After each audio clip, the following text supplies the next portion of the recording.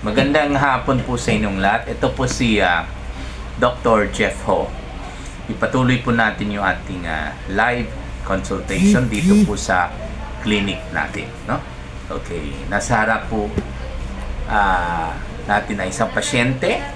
Okay, ilang taon na po kayo? Pila edad ni mo? 64, Nalimtan din mo? 64, mag-65 pa daw.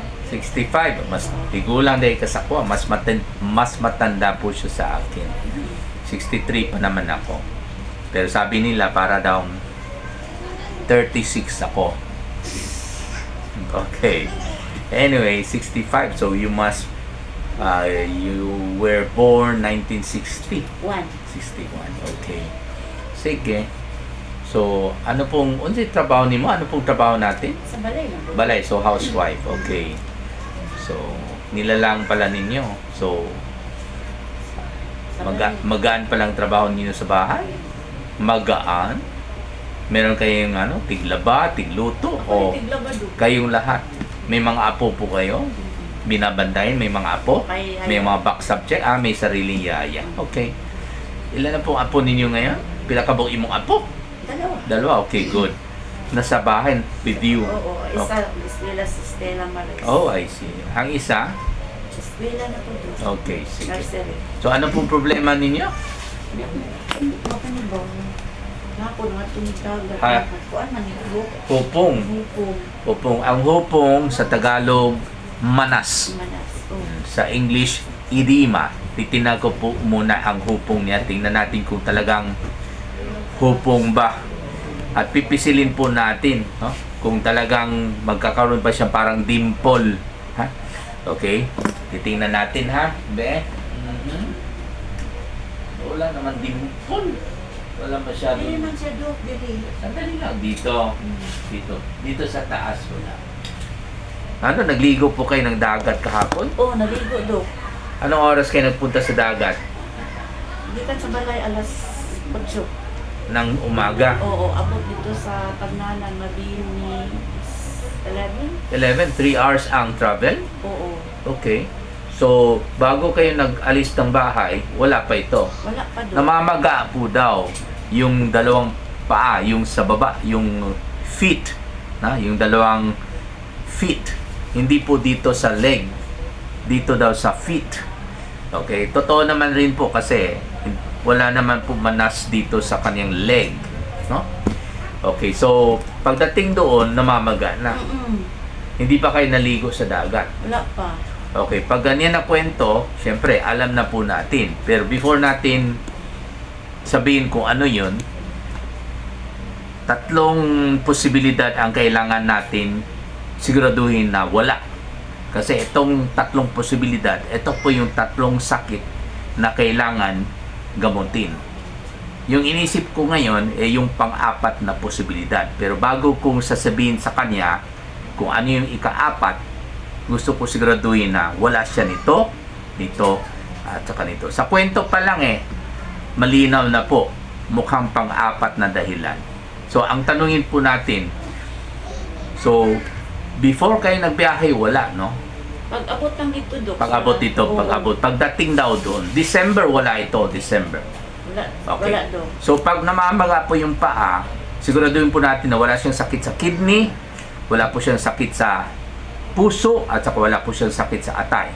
Sa kidney naman, kadalasan, kung may sakit ka sa kidney, kadalasan diabetes, ang dahilan na hindi na control, uric acid, pangalawa, na hindi na control, pangatlo, napabayan yung high blood, ibig sabihin, hindi na control. So, meron po kayong diabetes? Wala, Dok. Wala. Uric acid? Wala ko kapacheck up. How about, okay, never been told, no, na mataas ang uric. How about high blood?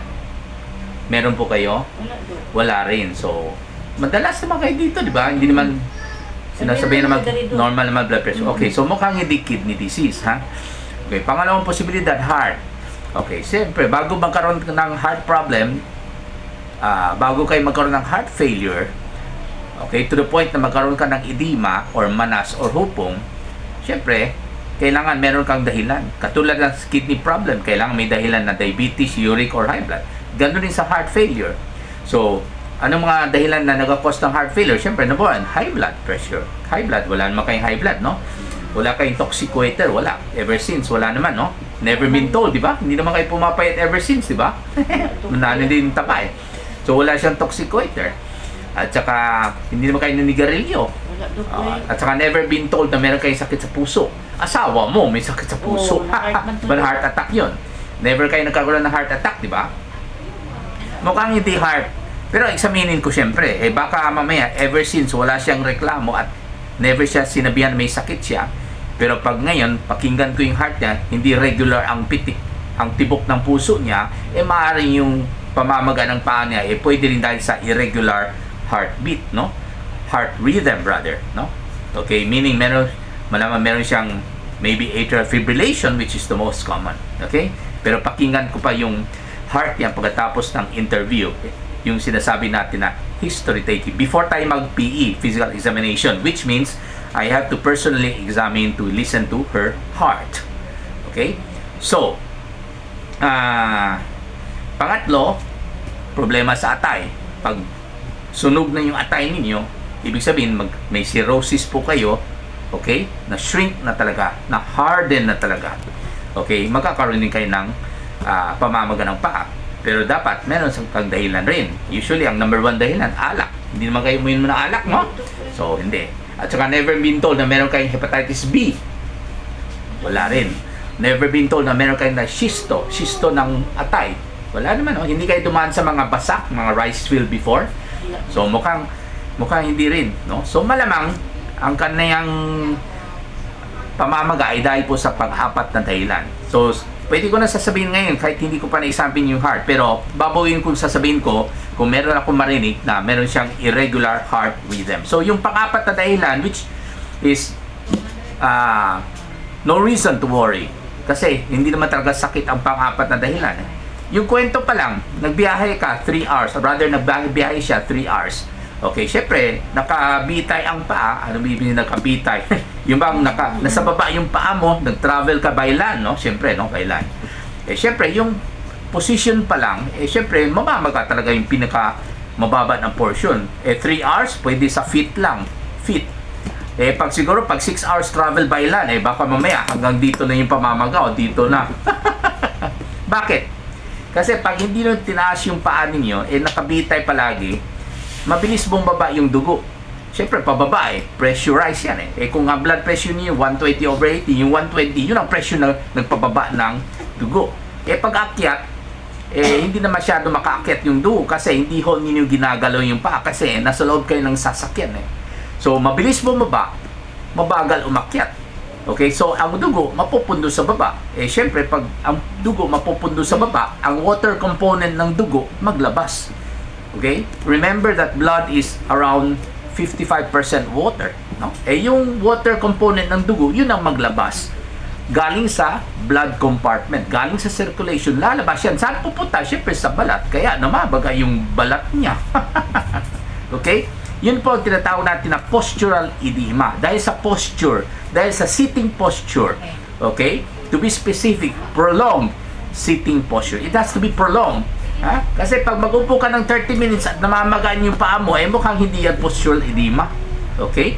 Okay, meron talagang problema. Pero pag 3 hours na, syempre, expect natin hindi masyado gumagalaw yung paa ninyo. Pero lang kung sa loob ng sasakyan, pwede pa nyo ipatong yung paa ninyo, ayan, pwede natin ma-prevent yung postural edema. Okay, pero kahit wala kayong mapatungan, to prevent that again, that is if mag-travel naman kayo for 3 or more hours, kailangan habang nasa loob ng sasakyan, galawin po ninyo ang paa. Ganon, galawin po ninyo. Okay? As if pinapump yung muscle dito ng paa. Galawin nyo ganon, habang gaganon ka sa upuan, gaganon ka sa sahig ng sasakyan, ganon. Pag ganon. So, pinapump mo yung muscle. Kasi that's the only way to bring the blood up.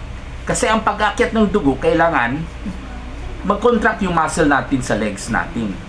Pag nakaupo, hindi yan nag-contract kasi hindi natin ginagalaw. So, kailangan galawin po natin yung paa. Pag ganun. Para yung muscle dito, mag-contract. Ang purpose yan is para yung blood na nasa baba, mag-akyat. Ayan. So, walang tsansa na magtira yung dugo sa baba.